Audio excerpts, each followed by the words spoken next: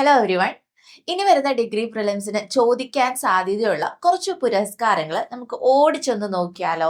നമ്മൾ നോക്കാൻ പോകുന്നത് 2025 കുറച്ച് സാഹിത്യ പുരസ്കാരങ്ങളും അതുപോലെ തന്നെ കേരള പുരസ്കാരവുമാണ്.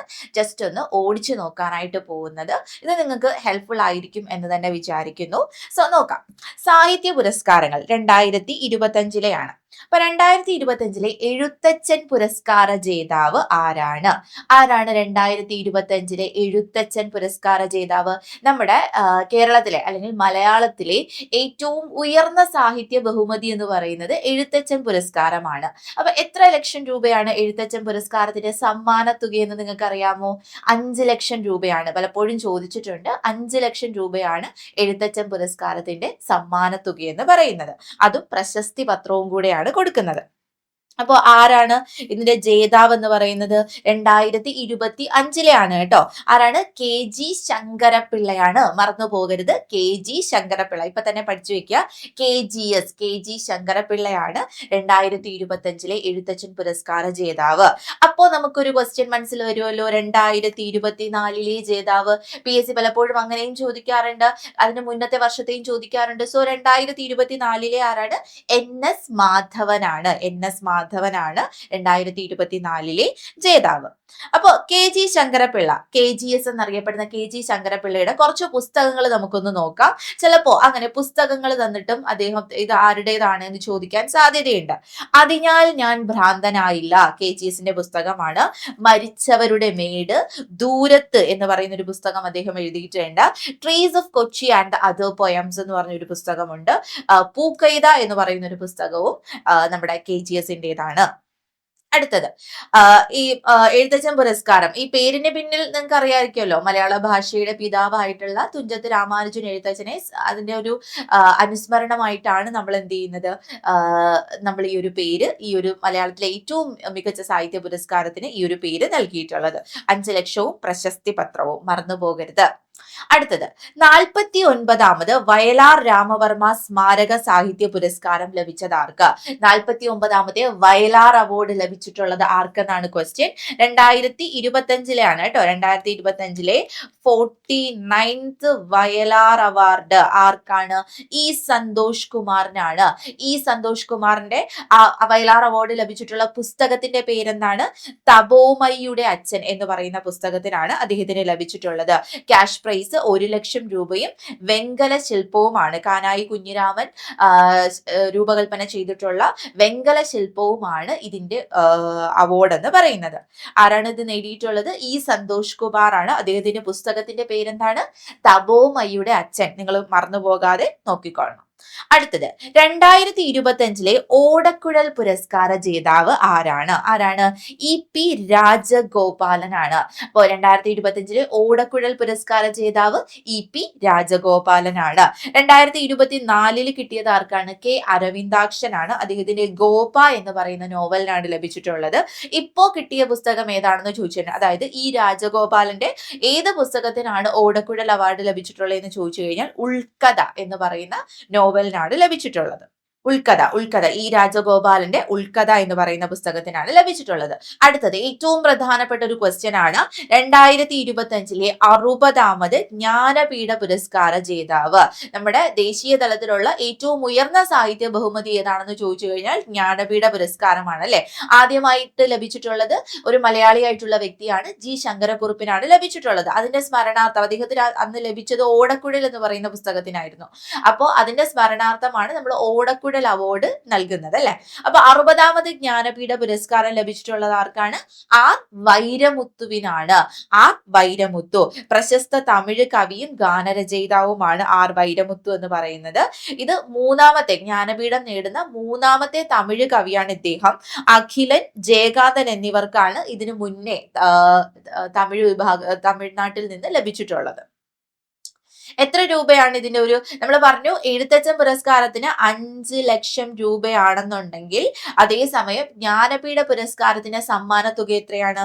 11 ലക്ഷം രൂപയും അതുപോലെ തന്നെ വാഗ്ദേവി ശില്പവുമാണ് ലഭിക്കുന്നത്. അടുത്തത് ഇന്റർനാഷണൽ ബുക്കർ പ്രൈസ് 2025 ലഭിച്ചിട്ടുള്ളത് ഏത് പുസ്തകത്തിനാണ്? ഹാർട്ട് ലാമ്പ് എന്ന് പറയുന്ന പുസ്തകത്തിനാണ്.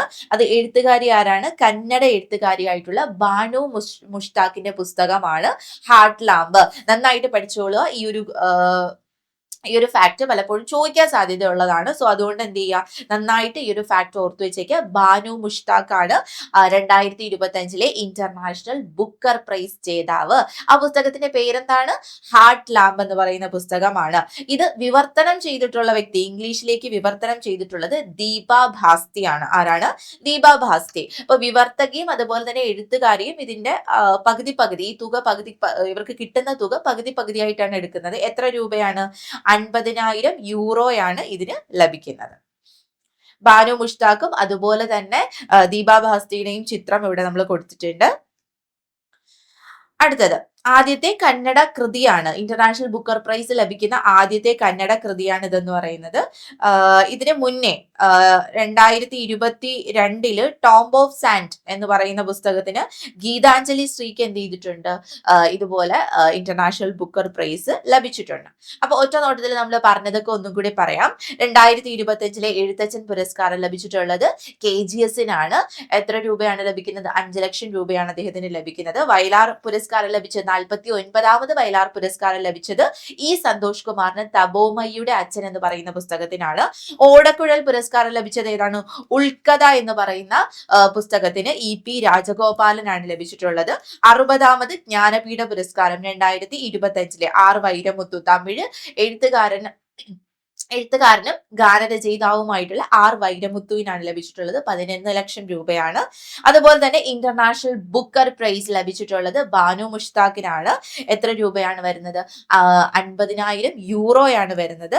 ഹാർട്ട് ലാമ്പ് എന്ന് പറയുന്ന പുസ്തകത്തിനാണ് ലഭിച്ചിട്ടുള്ളത്. ഇനി അടുത്തത് കേരള പുരസ്കാരങ്ങൾ നമുക്ക് നോക്കാം. ഈ പത്മ അവാർഡ്സിന്റെ അതേ ലൈൻസിൽ നമ്മൾ കേരള സർക്കാർ കൊടുക്കുന്ന പുരസ്കാരമാണ് കേരള പുരസ്കാരങ്ങൾ. അപ്പൊ 2025 കേരള പുരസ്കാരങ്ങൾ നമുക്കൊന്ന് നോക്കാം. ഇതിൽ ഏറ്റവും ഉയർന്ന പുരസ്കാരം, ഈ 3 പുരസ്കാരങ്ങളാണ് കൊടുക്കുന്നത്. അതിൽ ഏറ്റവും ഉയർന്നതെന്ന് പറയുന്നത് കേരള ജ്യോതി എന്ന് പറയുന്ന പുരസ്കാരമാണ്. ആർക്കാണ് 2025 കേരള ജ്യോതി പുരസ്കാരം ലഭിച്ചിട്ടുള്ളത്? Doctor MR Raghava Warrier. ഇദ്ദേഹത്തിനാണ് 2025 കേട്ടോ, 2025 കേരള പുരസ്കാരം ലഭിച്ചിട്ടുള്ളത്. ഇദ്ദേഹം ചരിത്രകാരനും എഴുത്തുകാരനുമാണ്. ഇദ്ദേഹത്തിന് വിദ്യാഭ്യാസം, ചരിത്ര ഗവേഷണം എന്നീ വിഭാഗങ്ങളിലാണ് ഈ ഒരു കേരള ജ്യോതി പുരസ്കാരം ലഭിച്ചിട്ടുള്ളത്. അദ്ദേഹത്തിന്റെ പേര് മറന്നു പോകരുത്, ഡോക്ടർ MR രാഘവ വാര്യർ ആണ്. അതുപോലെ തന്നെ കേരള പ്രഭ, കേരള ജ്യോതി നമ്മൾ പറഞ്ഞു. അതിനുശേഷം ഏതാ വരുന്നത്? കേരള പ്രഭ പുരസ്കാരമാണ് വരുന്നത്. 2 പേർക്കാണ് കേരള പ്രഭ പുരസ്കാരം ലഭിച്ചിട്ടുള്ളത്.